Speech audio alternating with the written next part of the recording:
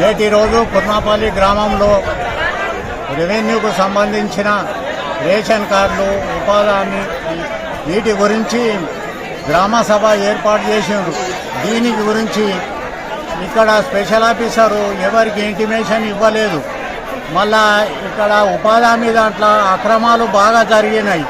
ఆ అక్రమాల గురించి ఇంతకుముందు గ్రామ సభలో ప్రజలు నిలదీసినా కానీ పై అధికారులు, టెక్నికల్ అసిస్టెంట్ వాళ్ళు ఆయన మీద చర్య తీసుకోలేదు.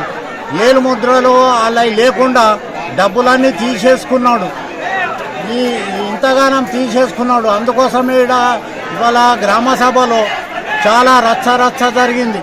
ఇట్టి దానిని ప్రజల దృష్టిలో ఉంచుకొని ఈ 12,000 స్కీములో పేర్లు రాని, భూమి లేని పేర్లు రాని వారికి మళ్ళా పేర్లు ఇవ్వాలని, రేషన్ కార్డులు లేని వాళ్ళకు రేషన్ కార్డులు ఇవ్వాలని, మళ్ళా పట్టా బుక్కులు కొందరికి 101లో కానీ 186లో కానీ పట్టాలు రాలేదు.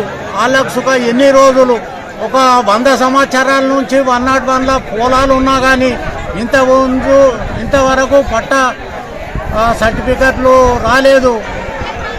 దాని గురించి ఇంతవరకు వాళ్ళు ఎంఆర్ఓలకు, ఆర్డీఓకు, కలెక్టర్కు పెట్టుకున్నా కానీ పాస్బుక్లు ఇవ్వలేదు.